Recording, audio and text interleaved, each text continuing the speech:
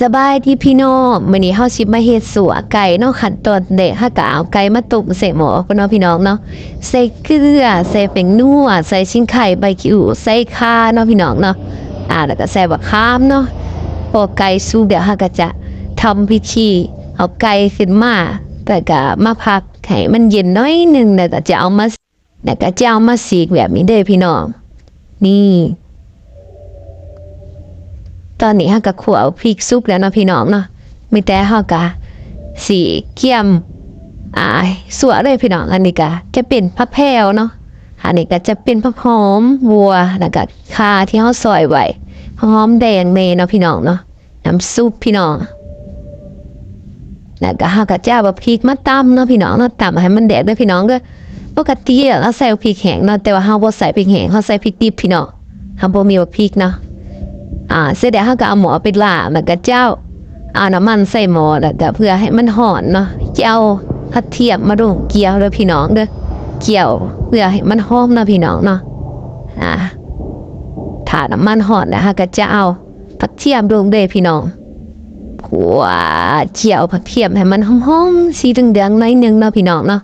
ถ้าว่าบ่ขัวมันก็จะบ่หอมเด้อพี่น้องเด้อสูตรนี้เป็นสูตรใต้โต๊ะเด้อพี่น้องเด้อสูตรเฮาเองเนาะพี่น้องเนาะถ้าใดที่ว่าสนใจอยากเอาไปเฮ็ดตามก็ไปเฮ็ดตามได้เด้อพี่น้องเด้ออันนี้เฮาก็เจียวหัวหอมเจียวหัวกระเทียมเนาะพี่น้องเนาะให้มันสีเหลืองๆหน่อยนึงเนาะแล้วก็เจ้าไก่ลงเลยพี่น้องเฮาก็คั่ววนไปเด้อพี่น้องขัวเนาะเพื่อว่าบ่ให้มันติดหม้อคันว่าเฮาเฮ็ดมันติดหม้อแบบนี้เฮาก็จะเติมน้ำน้อยนึงเนาะพี่น้องเนาะแล้วว่าบ่ให้มันติดก็คนไปเรื่อยๆพี่น้องเวลาเฮาเฮ็ดจังซี่เฮาจะได้กินของกระเทียมที่เฮาเจียวนะพี่น้องหอมในพี่น้องเวลาสดน้ำมันตกนี่โอ้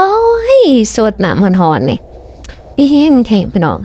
เติมน้ำซุปลงไปนะพี่น้องเนาะคั่วอีกน้อยนึงเนาะคั่ววนไปพี่น้องคั่ววนไปคั่วจน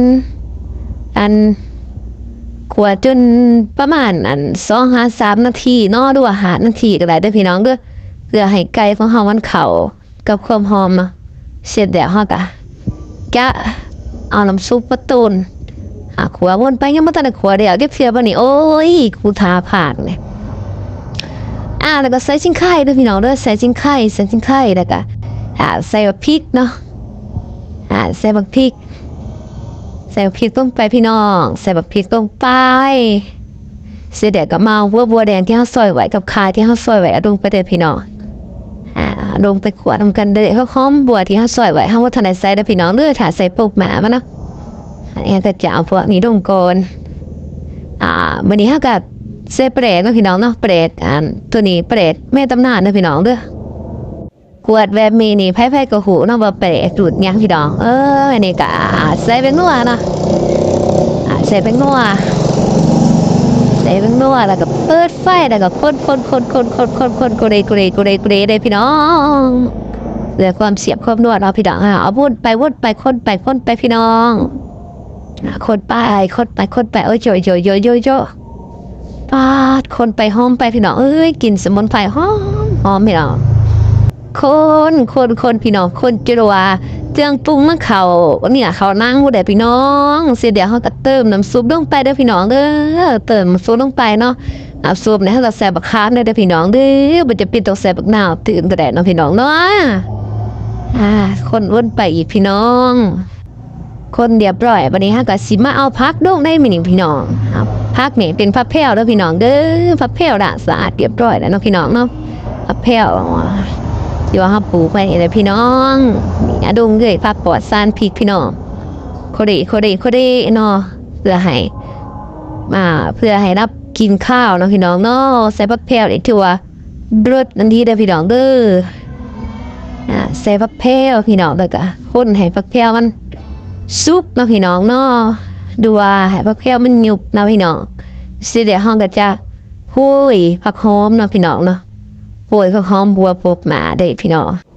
โอ้ยผักหอมแดวพี่น้องมื้อนี้ก็สิตักใส่ถ้วยได้มื้อนี้พี่น้องมีคนให้มันเข้ากันสิเดี๋ยวเฮาก็สิได้ตักไปเพื่อว่าเอาไปรับประทานเนาะพี่น้องเนาะดีมื้อนี้พาทุกคนมากิน สัวไก่แสบๆน้ำกันเก็ดในไม้กินข้าวสารน้ำกันแสบๆฮ้อนๆทำแดกเห็กมาพี่น้องแซ่บเหมือนกันหนวด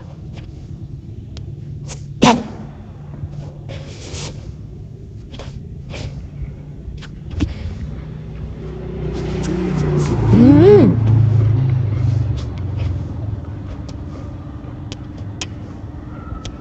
อืมอืมอืมอัพฟิลอืม